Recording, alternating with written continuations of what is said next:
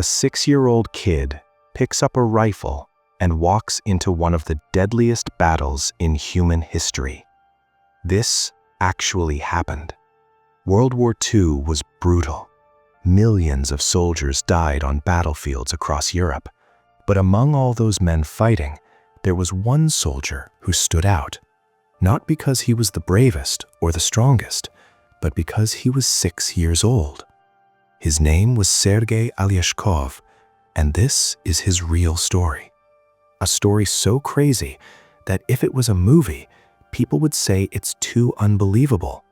But every single part of this happened. Let's go back to 1936. Sergei was born in a small village in Russia called Grodno. Life was simple back then. His mom worked hard to take care of him and his older brother. They didn't have much, but they had each other. That's all that mattered.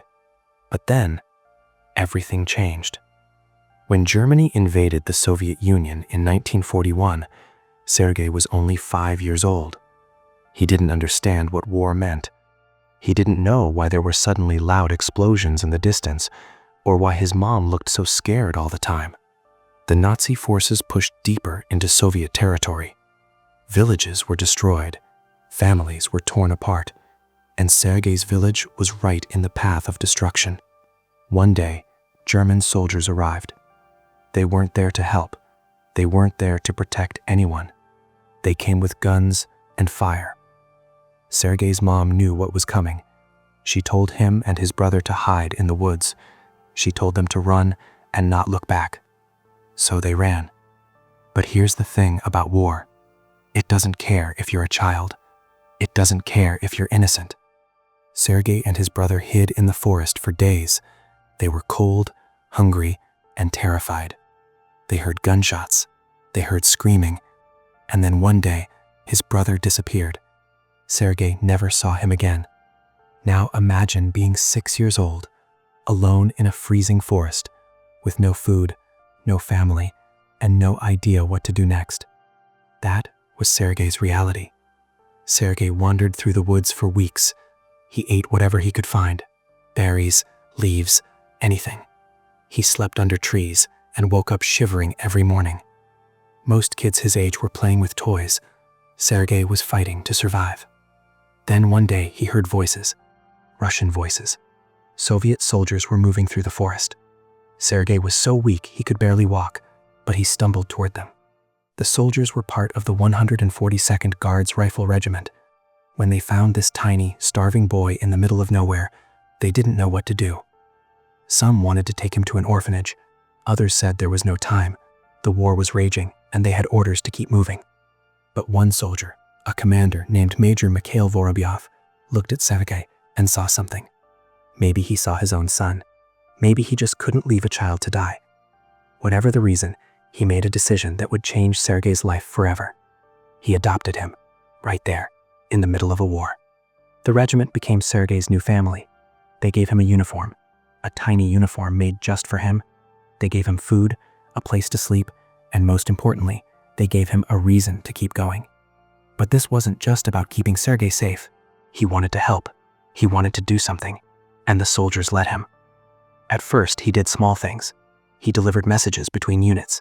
He brought water and ammunition to soldiers during battles. He was fast, small, and could move through dangerous areas without being noticed as easily as an adult. But then, things escalated. The regiment was involved in some of the most intense battles of the war. The Battle of Stalingrad, the Siege of Sevastopol. These weren't small skirmishes. These were massive, bloody conflicts where thousands of people died every single day. And Sergei was right there in the middle of it. He wasn't just watching from a safe distance. He was on the front lines. He helped set up communication lines under enemy fire. He crawled through mud and debris to deliver critical orders. There were moments when explosions went off just meters away from him, moments when bullets flew past his head. One time, during a particularly brutal battle, the regiment was pinned down. They were surrounded, running out of ammunition, and communication lines were cut. Sergei volunteered to run through enemy territory to get help. He was 7 years old at this point. He ran through smoke, past dead bodies, past German soldiers who were too focused on the fight to notice a small boy sprinting through the chaos. He made it to the backup unit, delivered the message, and helped save his regiment. The soldiers called him their lucky charm. They believed that as long as Sergei was with them, they would make it out alive. And for a while, that seemed true. But war doesn't let anyone off easy. During one of the battles, Sergei was caught in an explosion. Shrapnel hit him. He was bleeding, barely conscious. The soldiers rushed him to a field hospital. For days, no one knew if he would survive. But he did. When he woke up, Major Vorobyov was sitting next to him. The man who had saved him in the forest was now making sure he survived once again. Sergei recovered, but he still had scars, physical and mental. Despite everything, he kept going. He stayed with the regiment. He continued helping however he could, because to him, these soldiers weren't just comrades. They were his family, the only family he had left. By the time he was 8 years old, Sergei had seen more death and destruction than most people see in a lifetime. He had been in battles that grown men couldn't handle. He had survived explosions, starvation, and the loss of everything he once knew.